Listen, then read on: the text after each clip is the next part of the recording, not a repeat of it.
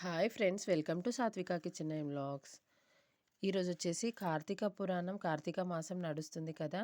అయితే కార్తీక పురాణం 10వ అధ్యాయం అయితే చూసుకుందాము. ఎవరైనా చదవలేకుండా జాబ్స్కి వెళ్ళే వాళ్ళు కానీ, ఇంట్లో పని వీలు కాక చదవలేకుండా ఉండే వాళ్ళైతే ఈ విధంగా నేను చదివిన వీడియో అయితే ఒకసారి వినేసినా కూడా అదే పుణ్యం వస్తుంది. ఈ 10వ అధ్యాయం వచ్చేసి అజామీలుని పూర్వజన్మ వృత్తాంతము. జనకుడు వశిష్ఠుల వారిని గాంచి, మునిశ్రేష్ఠ, ఈ అజామీలుడు ఎవరు?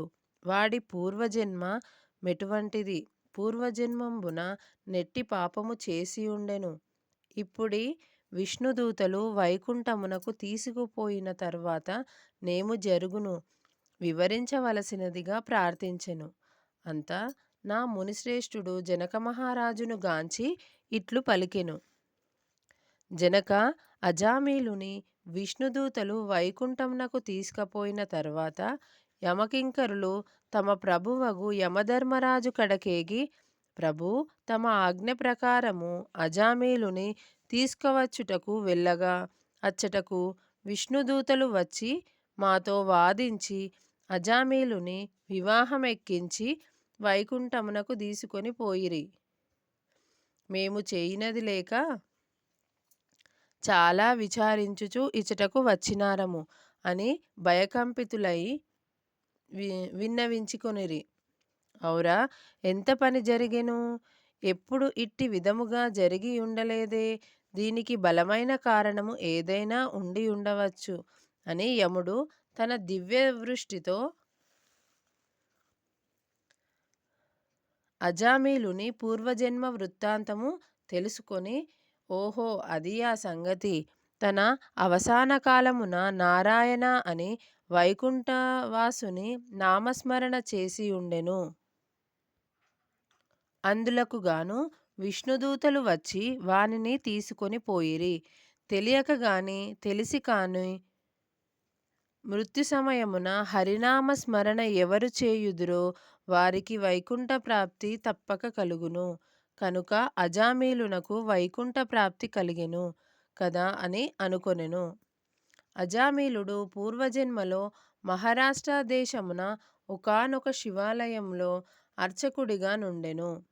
అతడు తన అపురూపమైన అందం చేతను, సిరి సంపదల చేతను, బలము చేతను గర్విష్ఠి అయి, వ్యభిచారి అయి శివారాధన చేయక, శివాలయము యొక్క ధనము అపహరించి, శివుని విగ్రహము వద్ద ధూపదీప నైవేద్యములను పెట్టక, దుష్ట సావాసములను మరిగి విచ్చలవిడిగా తిరుగుచుండెడివాడు. ఒక్కొక్కప్పుడు శివాలయంలో పరమేశ్వరుని కెదురుగా పాదములుంచి పరుండెడివాడు. ఇతనికొక బీద బ్రాహ్మణ స్త్రీతో రహస్య సంబంధం ఉండెడిది. ఆమె కూడా అందమైన దగుట చేత చేయునదేమీ లేక ఆమె భర్త చూచియు చూడనటుల నుండి భిక్షాటనకై ఊరూరా తిరుగుతూ ఏదో వేళకు ఇంటికి వచ్చి సాయంకాలం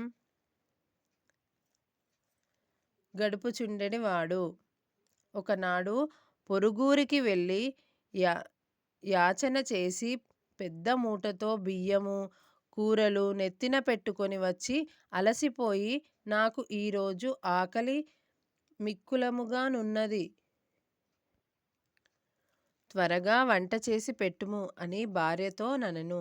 అందులకామె చీదరించుకొనుచు నిర్లక్ష్యముతో కాళ్ళు కడుగుకొనుటకు నీళ్లు కూడా ఇయ్యక, అతని వంక కన్నెత్తైనను చూడక, విటునిపై మనసు గలది అయి మగని తూలనాడుట వలన భర్తకు కోపము వచ్చి మూలనున్న కర్రతో బాదెను.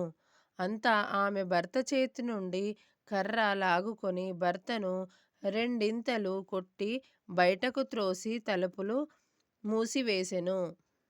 అతడు చేయునది లేక భార్యపై విసుగు జనించుట వలన ఇక ఇంటి ముఖము పట్టరాదని తలపోసి దేశాటనకు వెడలిపోయెను. భర్త ఇంటి నుండి వెడలిపోయెను కదాయని సంతోషించి ఆమె ఆ రాత్రి బాగా ముస్తాబై వీధి అరుగుపై కూర్చుండి ఉండగా ఒక చాకలివాడు ఆ దారిని పోవుచుండెను. అతనిని పిలిచి, ఓయి నీవీ రాత్రి నాతో రతిక్రీడ సలుపుటకురు రమ్మని కోరెను. అంత నా చాకలి, తల్లీ నీవు బ్రాహ్మణ పడితివి, నేను నీచ కులస్థుడను, చాకలివాడిని. మీరు ఈ విధముగా పిలుచుట యుక్తముగా కాదు. నేనిట్టి పాపము పని చేయజాలను అని బుద్ధి చెప్పి వెడలిపోయెను. ఆమె ఆ చాకలివాని అమాయకత్వపు లోలోన నవ్వుకొని అచ్చట నుండి బయలుదేరి ఆ గ్రామ శివార్చకుని కడకేగి తమ కామవాంఛ తీర్చమని పరిపరి విధముల బ్రతిమిలాడి ఆ రాత్రంతయు అతనితో గడిపి యుదయమున ఇంటికి వచ్చి, అయ్యో నేనెంత పాపమునకు ఒడిగట్టితిని, అగ్నిసాక్షిగా పెండ్లాడిన భర్తను ఇంటి నుంచి వెడలిగొట్టి క్షణికమైన కామవాంఛకు లోనయి మహాపరాధము చేసితిని అని పశ్చాత్తాపమొంది ఒక కూలివానిని పిలిపించి కొంత ధనమిచ్చి తమ భర్తను వెదికి తీసుకొని రమ్మని పంపెను. కొన్ని దినములు గడిచిన తర్వాత భర్త ఇంటికి రాగా పాదములపై బడి తన తప్పును క్షమించమని ప్రార్థించెను. అప్పటి నుండి ఆమె మంచి నడవడిక నవలంబించి భర్త అనురాగమునకు పాత్రురాలయ్యెను. కొంతకాలమునకు శివార్చకులకు నేదియో వ్యాధి సంక్రమించి దినదినము క్షీణించుచూ మరణించెను.